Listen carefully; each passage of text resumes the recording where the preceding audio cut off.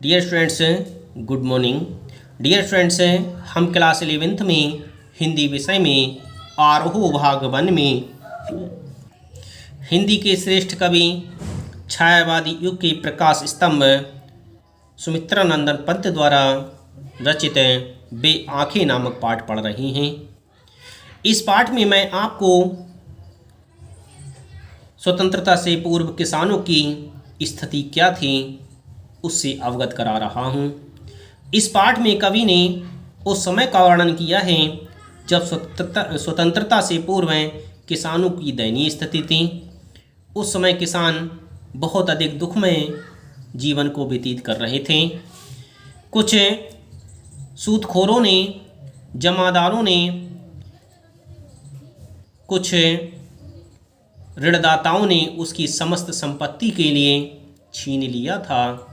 उन्हें घर से बेघर कर दिया, उनके बैलों के लिए भी नीलाम कर दिया, उनकी गाय को भी उनसे अलग कर दिया। इस तरह से उनके सुखमय जीवन को नष्ट भ्रष्ट कर दिया।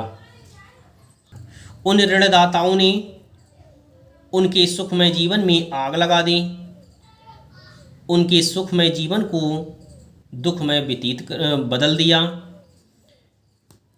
कवि कहता है कि बिना दवा दर्पण के घरनी, स्वर्ग चली आंखें आती भर, देख रेख के बिना दूध मही, बिटिया 2 दिन बाद गई मर।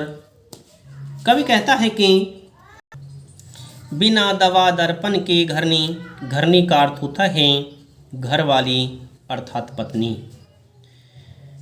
उस किसान की इतनी स्थिति खराब हो गई थी कि उसकी पत्नी बिना दवा के मर गई।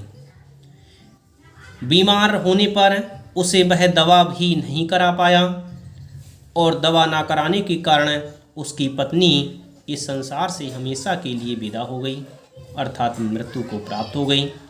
स्वर्ग चली आंखें आती भर, उसकी पत्नी बिना दवा ना मिलने के कारण स्वर्ग चली गई और यह विचार करके उसकी आंखें भर आती हैं। देख रेख के बिना दूध मही, उसकी पत्नी के मर जाने पर उसकी एक बिटिया थी जो बहुत छोटी थी, उसकी पत्नी का दूध पिया करती थी। तो ऐसी बिटिया को दूध ना मिलने के कारण और उसकी देख रेख ना होने के कारण 2 दिन बाद वह भी मर गई। इस तरह से उसकी बहुत अधिक दयनीय स्थिति थी। किसान इतना परेशान था, इतना दुखी था, इतना कंगाल हो गया था कि वह अपनी पत्नी की दवा भी नहीं ला पाया। अपनी पत्नी की दवा ना लाने के कारण उसकी पत्नी स्वर्ग चली गई। यह सोचकर उसकी आंखों में आंसू आ गए और उसकी एक बिटिया थी, उस बिटिया की देख रेख ना होने के कारण, उसे दूध ना मिलने के कारण, क्योंकि वह बिटिया दूध उसकी पत्नी का ही पिया करती थी। इस तरह से पत्नी के मर जाने पर उस बिटिया को ना तो दूध प्राप्त हुआ और ना ही उसकी देख रेख हुई, जिसके कारण वह 2 दिन के बाद मर गई। यह विचार करके उसकी आंखें भर आती हैं। आज भी ये दर्दनाक मौतें उसके लिए हमेशा परेशान करती हैं, उसके हृदय को दर्द से भर देती हैं।